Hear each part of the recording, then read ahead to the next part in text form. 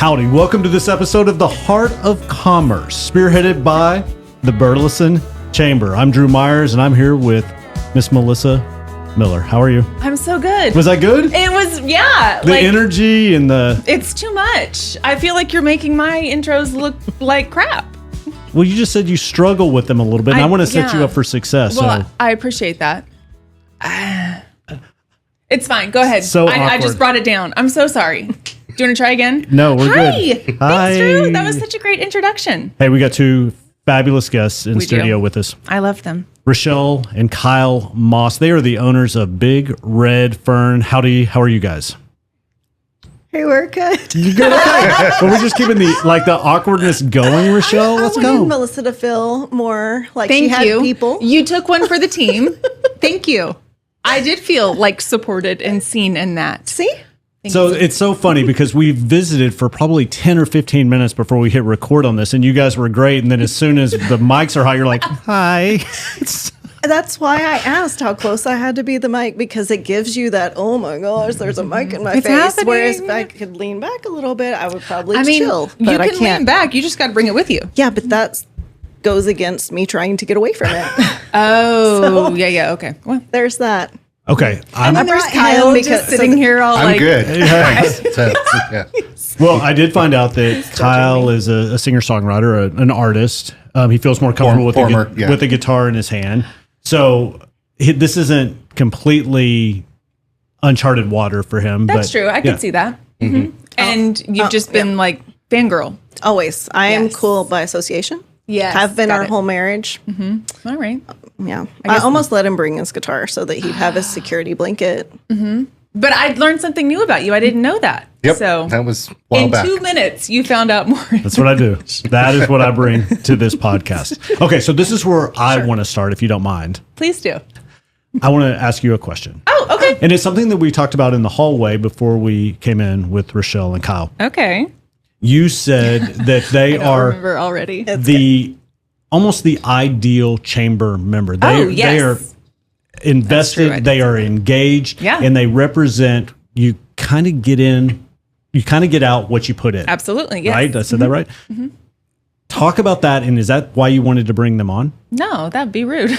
That's not why. But you're not wrong.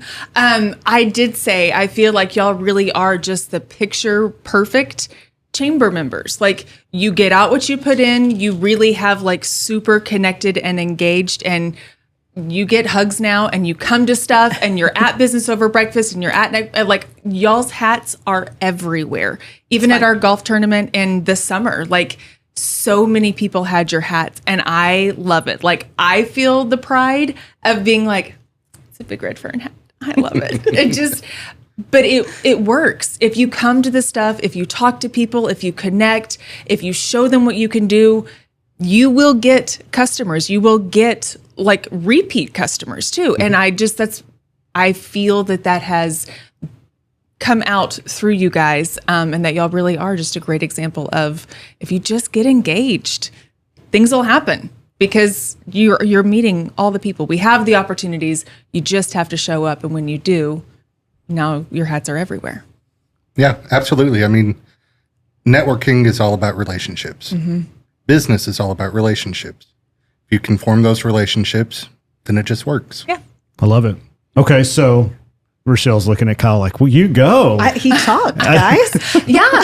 I promised him he I'm could done. be And that'll be it. guy I'll see y'all later. I promised him he could be the guy in the corner just that awkwardly went, Just grunt. And then we got here, and then I was like, by the way, I was kidding. You actually have to talk. And then he did. Like, I can't He believe did fantastic. I mean, great soundbite. Drop the mic. We're done. Thanks for listening to this episode of The Heart of Commerce.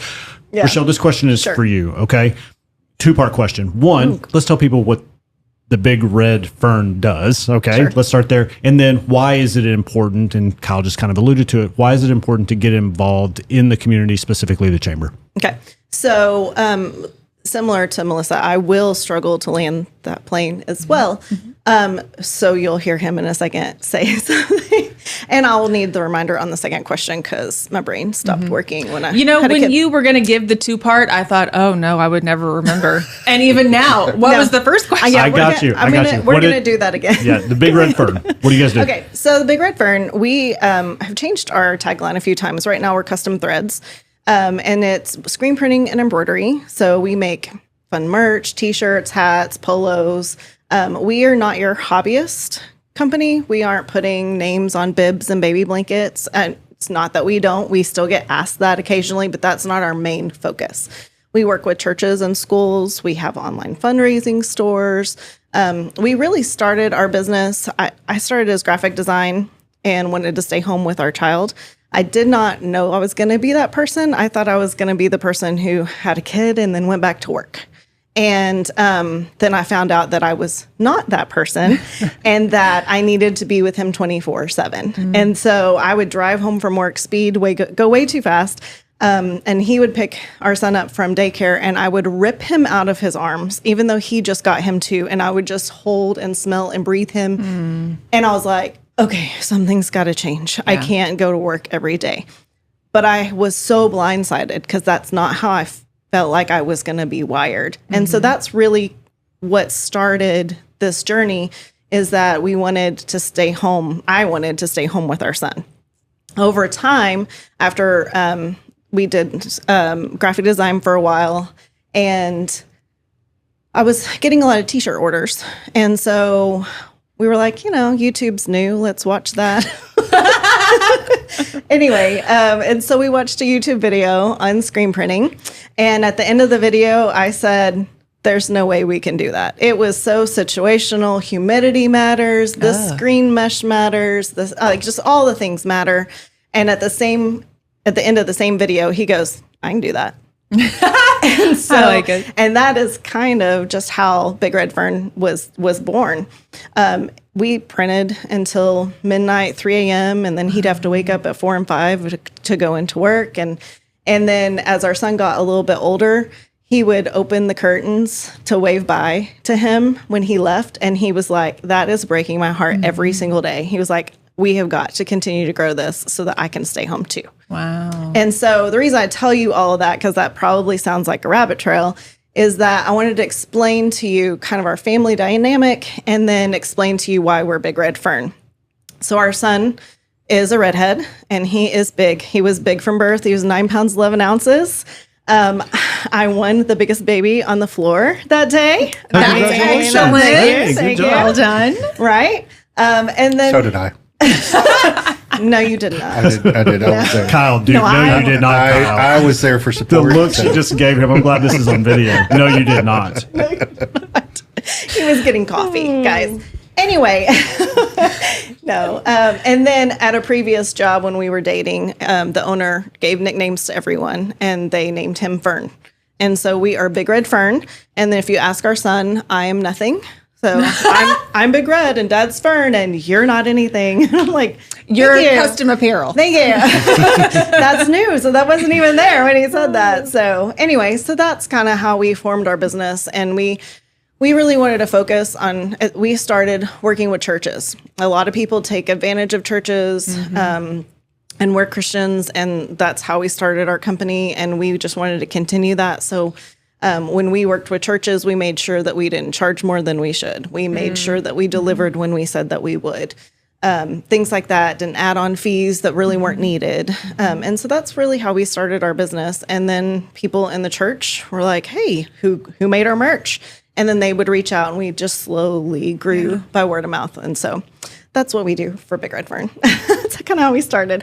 I'm pretty sure I went way farther than what you asked. You're doing fantastic, girl. Nobody told me to land the plane. I thought I'll start doing the flight attendant symbols. No, but I might forget to be mean or be nice. I mean, the second part of the question is, why is it so important to get involved in the community that you serve? And just real quick, you started in 2011 in Fort Worth, moved out to Parker County in Aledo, and then you've been here for a couple years in Burleson with Big Red Fern. Yeah. So why is it important to get involved in the community, specifically the chamber? Yeah.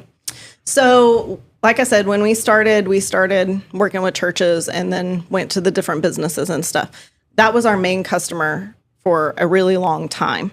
And then we worked with schools, and then we went from there. And so when you are involved with churches and schools, you are in the community and you don't necessarily really realize it because you didn't do it on purpose. You're just serving your customers.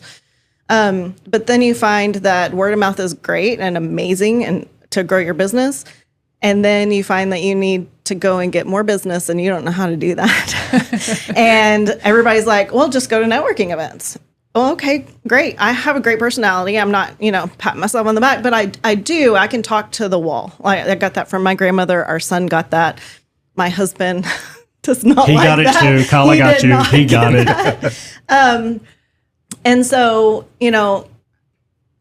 I was nervous to go to networking events because I had done that in a previous job, and it was an architecture firm. And how do you sell building to somebody who's 20 at the time? I mean, I didn't do that well. And so I was like, oh gosh, I'm going to go do this and not do well. What I've really enjoyed about the Burleson Chamber, because we did try and go to another chamber, which I won't list. And we only went to a couple events, but there was actually some unkind people there. Oh. And we used them as a business. Like we would send them customers and they would send people to us. And then we went into a chamber event and they were like, oh, well, you don't actually do that. I do that for you. And then we were just like, oh my gosh, people are mean in these groups. And so we kind of backed away and decided maybe they weren't our people, right? Yeah. Maybe they aren't really trying to help you grow your business. Yeah. And so I don't know if it was a bad seed or if that is how the whole thing was, but we decided that at the time wasn't a good fit for us. But that has not been the case at the Burleson Chamber. And I'm not saying that because I'm on the Burleson Chamber podcast. You do really get what you put in. Mm-hmm. When we first started showing up, when Morgan was dragging me kicking and screaming, because I have had a remote job our son is 16. So I've been working remotely for so long that sometimes I forget how to be me when you don't have to get out of your PJs every day for a really long time. Actually, fun fact, I'm not a morning person, and I saw a post recently, and I shared it with Morgan, and she knows I'm not a morning person, and it was of our child who was 5 at the time. And he was talking about why was it dark outside, and it was in the morning for a dentist appointment. And I was like, oh, maybe my kid who's 5 hasn't seen a sunrise. That's how much of a not morning person I am. Funny. So business over breakfast hurts. Well, I was just thinking how even more proud of you I was that you come to breakfast, because it starts at 7:30. So it is early for those of us who do not enjoy waking up. Yeah. Like, just because we do doesn't mean we enjoy it. You know this about me already. Yes, completely. And so I extra super love that you are intentional to come at 7:30 in the morning on the last Tuesday of the month. That's why she would drag me in the beginning. I would literally sit. She would pick me up because she knew I wouldn't go. So she would pick me up and she would talk to me on the way, and I'd be like, it's early. I don't talk this early. And then I'd slouch down in the chair, like, please do not make me go. I'll just sit in the car until you're done. And she'd be like, get out. But again, I was coming back out of my shell because I've been at home for so long and not had to go out and be, Miss Personality. Yeah. Even though that's naturally who I am, I just had reverted for so long. Mm-hmm. And so the reason I say that is because the beginning, the first few events, probably the first few months, I was, I'd stay in the corner.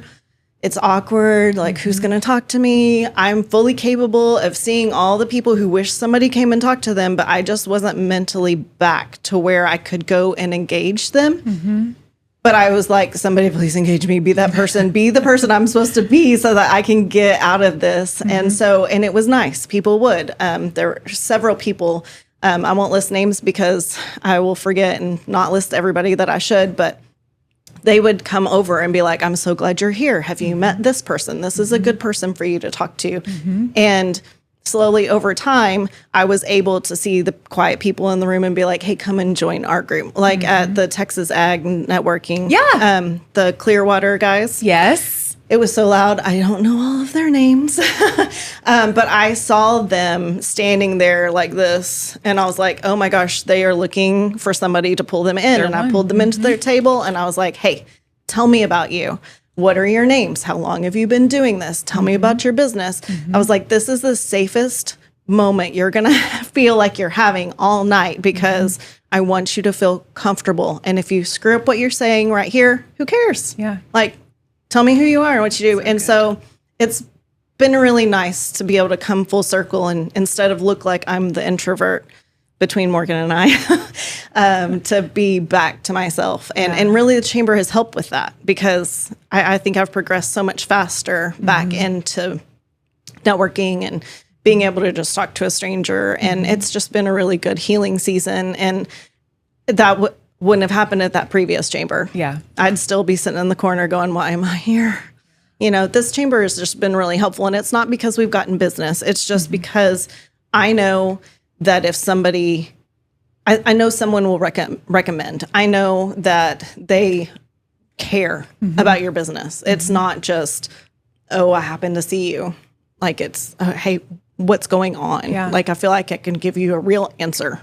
You know. Yeah. Anyway, did I Perfect, I rock it, or You're did rocking. I miss something? Do you want me to like give you a grade on every single answer? I think so. It should be like a dive, Okay. and like you write it down and you hold it up. That was definitely okay. You want a numerical number? Okay, Yeah. I'm going to hear about it in the car. That was a 9.36. Good job, Rashel. 9.36. I mean, Let's I go really higher. expected it to be bonus points and above like, I'm 100. but I'm gonna need you to hit that. Like, let's up that number. I have a question for Kyle. All right.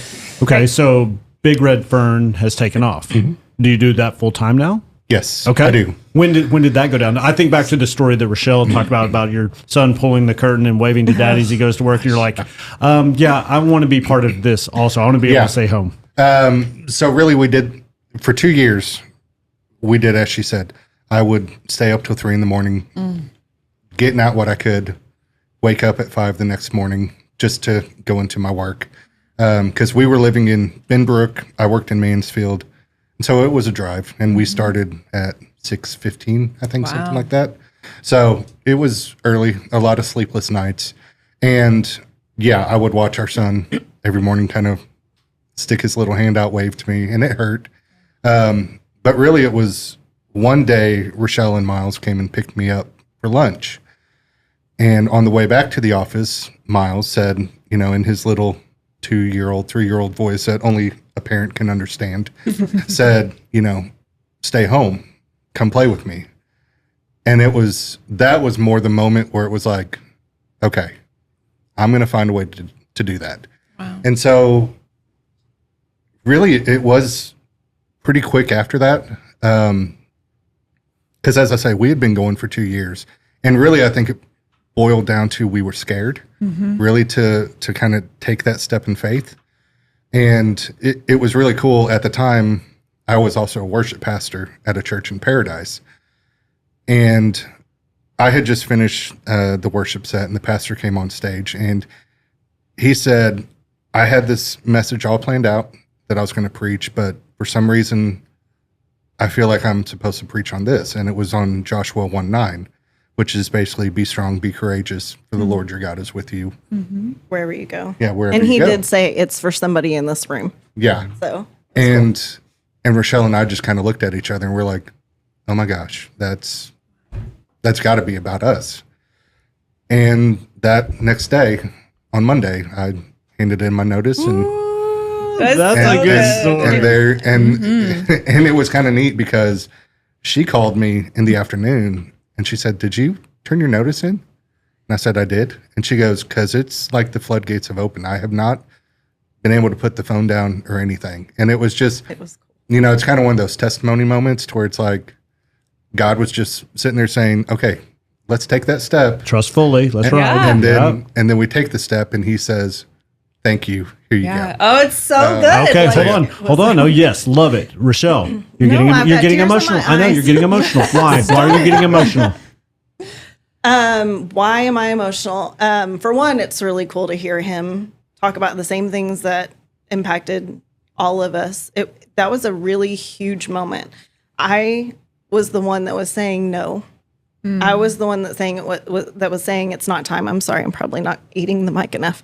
Anyway, I was the one that was like, there's not enough money in our account. We cannot live on this. And so it was very scary to me at the moment, right? Because I was already home. We were already doing what I wanted to do. But I wanted him home, but I was terrified that the dollars wouldn't work out.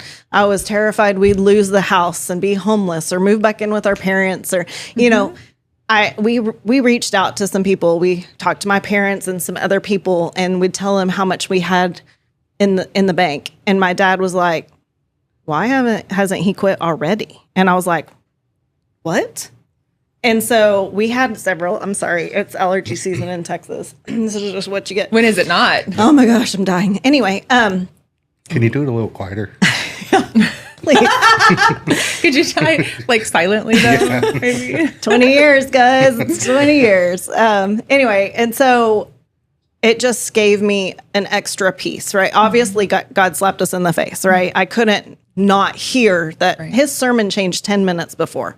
He was like, sorry, I'm late to the stage. I was changing my sermon because God just made me change it 10 minutes ago. Like he was starting from scratch. Yeah. You can't not take that in. And so it's emotional for me because it was such a scary and exciting time.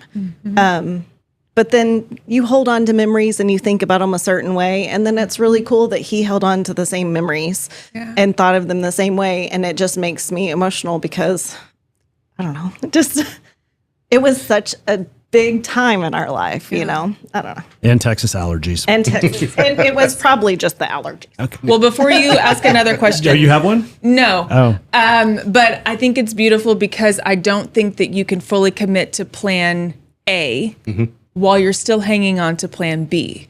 And your Mansfield job was, you're doing this, that's almost the backup plan, right? Like you really want to do this, but you weren't letting that go. And really until you did fully let it go, you can't actually step into what he has for you in it. And I love finally getting to the point of just letting it go and stepping into the plan.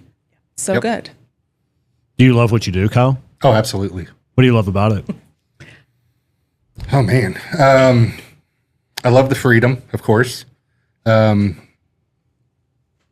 control. I mean, if it comes down to it, I'm not one that can work for people too well because with an engineering brain, you kind of see issues and you see ways to fix it. And when somebody higher up doesn't want to fix it or make it better, you start to go crazy. And so it's my own baby and I can kind of control it the way it needs to go. And if I see a solution or a problem, I can fix it and not just have to settle for mediocrity, but we can strive for the best. And so control is probably the, as wrong as it is, it's just, I love the control. I love being able to have my hands in it. Were you an engineer? No, I went to school for architecture. Okay. Should have been an engineer, probably. Should have been an engineer, yeah. What were you doing in your previous life? Construction. Okay. So, yeah. No, I went to school for that, but I did really good at not going to class. So much so that the university told me I could stay home for good if I wanted to. Wow. And then the next impressive. the next university also said, "Hey, you're really good at that, so just go ahead and stay home." So part of your story, man. Part of your journey. Exactly. That's true. So, you wouldn't be where you are right now without exactly. So, But now, but I finally grew up and graduated. Oh, congratulations! Oh, did you? That's awesome. Yeah, it took me a little while to grow up. Where did you graduate from? Texas Tech. Texas Tech. Yep. And Very good. when did you get your degree? Year ago. I think it was last May. Hey, congratulations, man. That's really cool. Yeah. Yeah, For real. like I say, it took a while, but I finally got there. Hey. So. I love it more when you're an adult, like you're in the middle of life and marriage and work and kids. Like you got a lot going on, and to prioritize school for even if it's just yourself, to me is huge. So truly, well done. Thank you. Why was that important to you, though? Because Big Red Fern at this point is taken off, right? It has. Why get the degree? So there's two reasons. One was I always felt like I got beat because I don't say this arrogantly, but I'm not a dumb guy. I'm relatively smart. I just can't sit in a classroom and have somebody lecture to me. Give me the book. I will read your book and I'll pass any test you give me. And so that was my issue. And so I felt like I got beat. And so I was like, no, I can't let this beat me. I have to prove that I can do it, mainly to myself. So that was the first part of it. The second part was for my son. I wanted him to see that, hey, things do get hard in life. You might have a setback, but you still push forward. You still don't accept defeat, and you never give up, and you keep going until you succeed. I love it. So, overcome adversity. All right, Rashel. Okay. What do you love about Big Red Fern? Okay.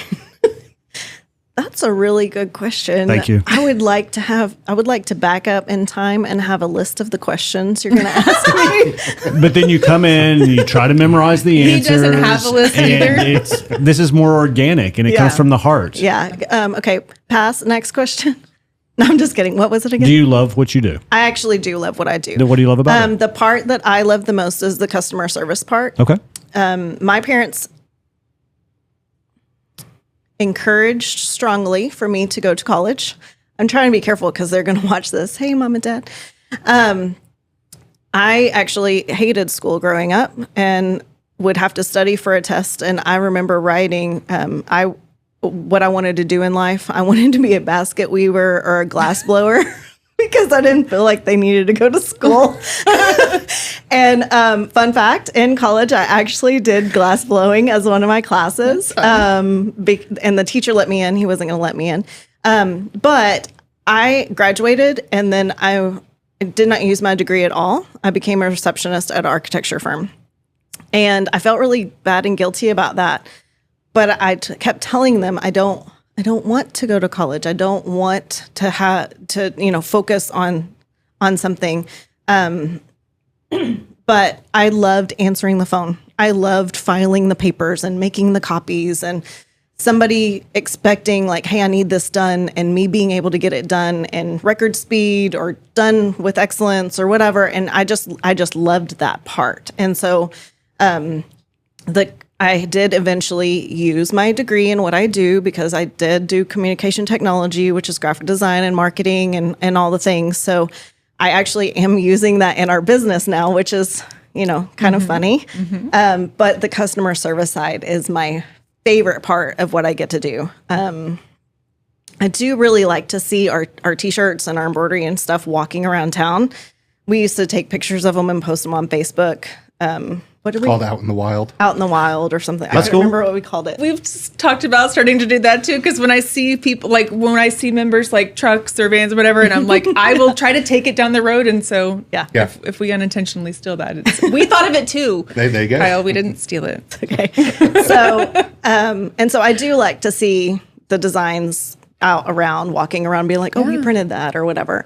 But the customer service is my favorite part. It's important to me that we have a 5-star rating on Google, even though I didn't spend much time getting Google ratings until recently. And so I tell everybody, I'm sorry that we don't have very many, but I need you to leave one because we need more. I need other people to see that it's important to us that you enjoy your purchasing process with us. Our industry has a really bad reputation. The industry takes your money, misses your deadline, prints it crooked, your ink washes off, your threads unravel, and then they don't stand behind their product. If that ever happens to us, we're going to replace it. We're going to make sure that your next couple orders are, free or discounted or, whatever we all come up with. We're going to make sure we stand behind what we do. And that's just not what's done in our industry. And so it's important to me that when our customers work with us, that they stay. And that is a testament to the fact that we make sure that you get a good product and that you knew about the steps, from the beginning email of I need some shirts and me saying, great, what do you want on them? And then them knowing or not knowing and me walking them through that process. And then all the way to your shirts are done. I hope you love them. That whole process of me walking them through that is where I get fed. I love it. I have one more question for you guys, and thanks again for doing this. Kyle, I'm going to let you take it. Okay. So you guys have been doing this since 2011. Yes. I want a good story. It can be a short story, but a good story of working with a client. Maybe the job itself was unique. There were some challenges. You know, Rashel, you just kind of mentioned they didn't know what they wanted, but you guys helped them kind of work through the process. And it was like, you guys make brands come alive. That's kind of how I look at apparel, right? They have a logo or a tagline, and you guys get to put it on. That's our new tagline now. Thank you. You're welcome. You can put it on a hat or you can put it on a shirt, and you make it come alive. Is there a job that stands out to you or like, hey, this is why I do what I do? I know that's a tough question, but let's see what you got. Really, there's a lot of them. I think one of them, as we were talking before, there's a sticker on Rachel's water bottle that says "Butt on Fire." Butt on Fire. Yes, it's nice. And hold it up to the camera so everybody can see it. Okay. And so it's the story behind that is a guy at our old church, a kid at our old church who he has autism, and he struggled being able to express his emotions, kind of what he was feeling, and so he actually drew a bunch of faces down, emojis. Yeah, emojis, and he labeled each one, and it was basically and one of the emojis he put was "Butt on Fire," and so it kind of became a thing to where they wanted to make it into a T-shirt, and a bunch of people bought it, and so it's kind of cool that. And recently they made stickers of emojis and stuff, so that one was really cool, just because of the story behind it, and just because we love the family, and it's just awesome to kind of help them out, and just watch it go and watch Reed Man just enjoy being the salesman that he is. The mastermind. Yeah, exactly. Behind Butt on Fire. Well, he was really cool about it because he would go on every day and give a sales pitch or a few times a week about how you needed to go and buy a shirt and everything because they would have different campaigns because we have online stores and you can do an online store, you can do an online fundraising store. And so they did a fundraising store. And so they gave money towards autism for the first few stores. And then this last one, he goes to Hill School in Fort Worth, and they were getting a van. And so they were getting close to what they needed for the van. And they were like, let's do one more store. And so he's older now and he's in high school. I think he's 16 or 17 now. And then they still did it. And so he still did his little sales pitches and there's videos and anyway, it's just been really, it's just that one was a really cool thing we got to do. I love it. Yeah. Making brands come alive. Rashel and Kyle Moss from Big Red Fern on the heart of commerce. I almost didn't do it. I kind of stumbled there at the end. I was doing so well. It just happens, you're not perfect. Not perfect. Thank you guys for listening. Really appreciate it. I'm Drew Myers. That's Melissa Miller. Thank you guys. I really appreciate it. Thanks. You. See you. Bye. Bye. Deuces.